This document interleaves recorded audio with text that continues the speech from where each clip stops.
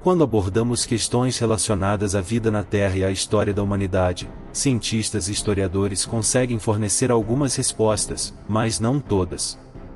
Eles são verdadeiros especialistas em suas áreas, capazes de elaborar conclusões monumentais a partir de pistas mínimas e evidências fragmentadas. No entanto, ocasionalmente se deparam com enigmas que desafiam completamente seu entendimento. É precisamente isso que o vídeo de hoje aborda. Ele nos leva a explorar locais estranhos e fascinantes ao redor do mundo, lugares que impressionam pela sua singularidade, mas que, mesmo para os cientistas, permanecem indecifráveis. Por que contentar-se com uma única árvore quando é possível ter duas? Essa parece ser a filosofia adotada em Caso Orso, na Itália, onde um campo abriga uma visão notável. São duas árvores em uma, sendo completamente diferentes em espécie.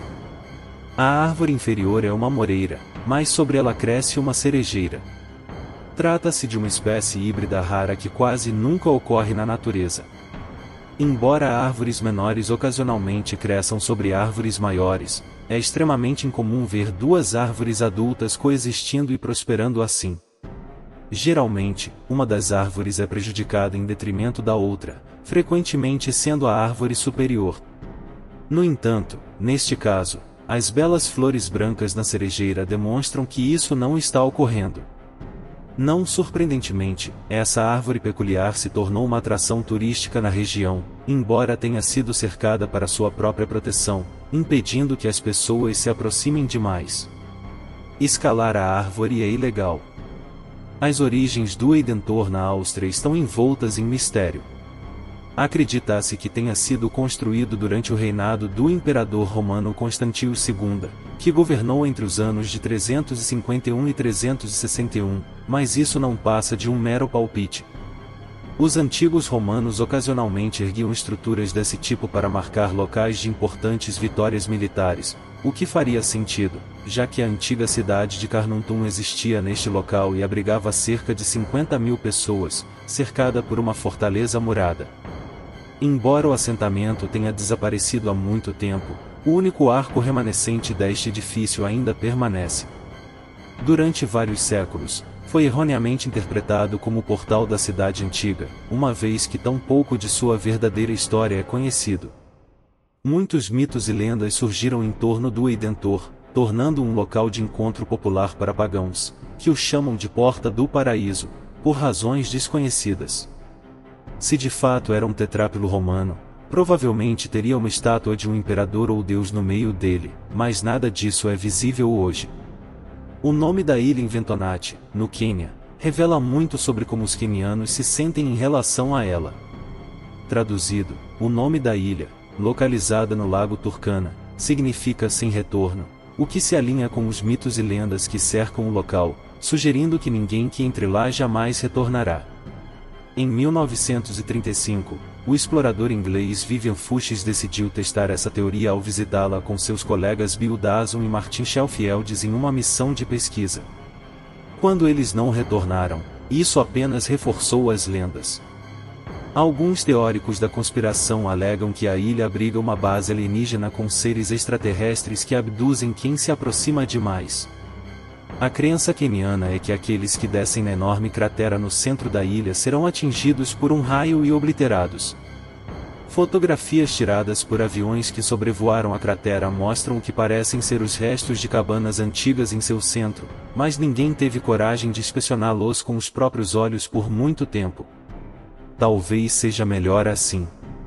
Existem muitos templos antigos e fascinantes na Síria, cada um com sua própria história intrigante para contar. No entanto, o templo de Andara se destaca devido às enormes pegadas humanas que adornam sua entrada.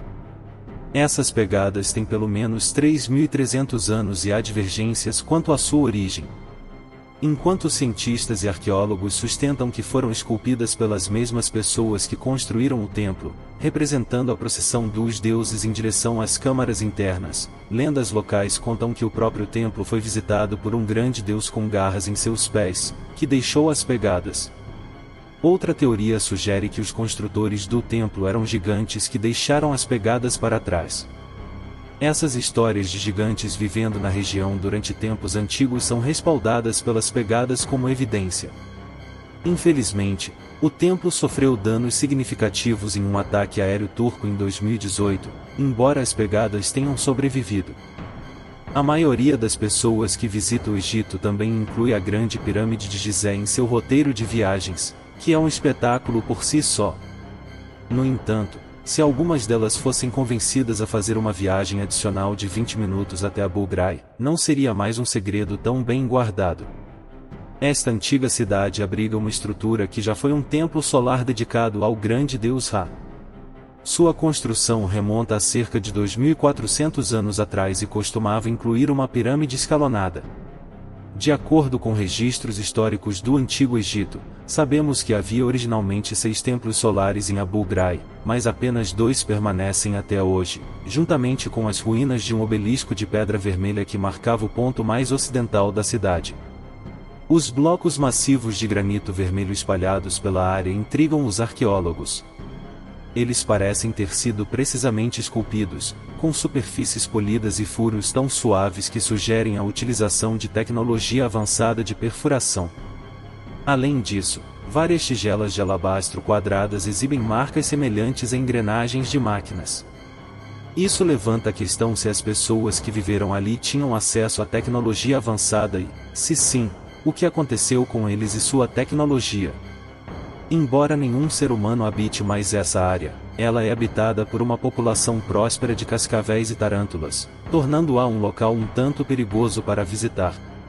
O mistério que envolve a cidade perdida do Kalahari é uma questão existencial, o que significa que há controvérsia sobre sua existência. A história começa em 1885, quando o mágico canadense e explorador William Leonard Hunt, conhecido como The Great Farini, alegou ter encontrado uma cidade antiga de ruínas enquanto atravessava o deserto do Kalahari a pé. Em seu relatório à Royal Geographic Society, ele descreveu ruínas parcialmente enterradas, templos em ruínas, cemitérios e paredes semi-desmoronadas, o que levou a mais de 25 expedições nas décadas seguintes, nenhuma das quais encontrou algo semelhante ao que The Great Farini descreveu. Em 1964, uma nova teoria surgiu, sugerindo que o mago havia se enganado quanto à rota que percorreu pelo deserto. A J. Clement propôs uma rota alternativa que Hunt poderia ter seguido por acidente. Ao seguir essa rota, Clement encontrou uma série de monólitos de pedra colossais feitos de dolerito, um material que, à medida que se erode, pode começar a se assemelhar a blocos retos e quadrados que lembram paredes. Clement concluiu que o que Hunt realmente viu era apenas uma formação natural de rochas com 180 milhões de anos. No entanto, essa explicação não satisfez a todos, e ainda hoje há pessoas em busca da cidade perdida do Kalahari. Durante a Segunda Guerra Mundial, os nazistas construíram diversas estruturas misteriosas em toda a Europa, algumas das quais permanecem incompreendidas. A falta de informações sólidas deu origem a teorias selvagens e intrigantes, como as que cercam os anéis de concreto que construíram na costa do Mar de Barents. O fato de o exército soviético ter tomado posse desses locais após a guerra e ter negado o acesso por várias décadas só alimentou teorias ainda mais extremas. Para alguns, o interesse soviético no local confirmou suspeitas de que ali eram conduzidos testes com dispositivos antigravidade e armas de destruição em massa. Também houve especulações de que essas bases de concreto estavam ligadas a um projeto ultrasecreto nazista conhecido como Die Glocke, do sino. Além de seu formato, pouco se sabe sobre o propósito do Die Glocke, exceto que era uma arma de imenso poder. Algumas teorias sugerem que essas bases de concreto poderiam ter sido usadas para montar peças de artilharia giratória, embora essa explicação seja muito menos empolgante. Na cidade de Swinton, em North Yorkshire, Inglaterra, existe um templo conhecido como o Templo Druida de Swinton que suscita crenças errôneas de ser uma construção antiga. Ao olhar para ele, sua aparência realmente sugere antiguidade, e o próprio nome Templo Druida dá a entender uma origem mística. No entanto, na realidade, esse templo foi construído há apenas 2 séculos por um proprietário de terras extremamente excêntrico chamado William Dunby, que viveu em Swinton durante a década de 1820. Dumby era um homem rico e generoso que estava preocupado com o aumento do desemprego em sua cidade natal. Para combater esse problema, ele contratou dezenas de moradores locais para construir o templo como uma efígie do Stonehenge. Além disso, ele ofereceu uma recompensa financeira substancial a qualquer pessoa capaz de viver como eremita no meio do templo por 7 anos. Embora alguém tenha resistido por 4 anos e meio, ninguém conseguiu completar os 7 anos, portanto, a recompensa de William nunca foi reclamada. Apesar de não ser um templo antigo de fato, o templo druida de Svinton ainda atrai pagãos da nova era e druidas para celebrações do solstício de verão. Gunji Vampo, localizado em Groton, Connecticut, nos Estados Unidos, é um daqueles lugares que desafiam arqueólogos e historiadores, gerando uma série de desafios. Este assentamento foi usado e reutilizado por vários grupos de colonos ao longo de pelo menos 1400 anos, e cada um deixou sua marca distintiva na paisagem. Entre as descobertas, encontram-se câmaras de pedra, anéis de pedra, inscrições nas paredes que não correspondem a nenhum idioma conhecido e artefatos nativos americanos. A presença de tantos vestígios de ocupação humana em Gunji Vamp torna quase impossível distinguir quando uma era de uso terminou e a seguinte começou, ou mesmo quem foi o primeiro a ocupar o local. Uma teoria intrigante sugere que este lugar foi construído no século VI por monges cristãos celtas que teriam fugido da Irlanda para escapar dos ataques vikings. No entanto, essa teoria desafia a narrativa aceita da América pré-colombiana e entra em conflito com diversas evidências que indicam que o local é muito mais antigo. Eventos ocasionais de atividade eletromagnética foram registrados em Gunji Vamp, atribuídos pelos cientistas à composição de magnetita, granito e rochas de quartzo presentes na região.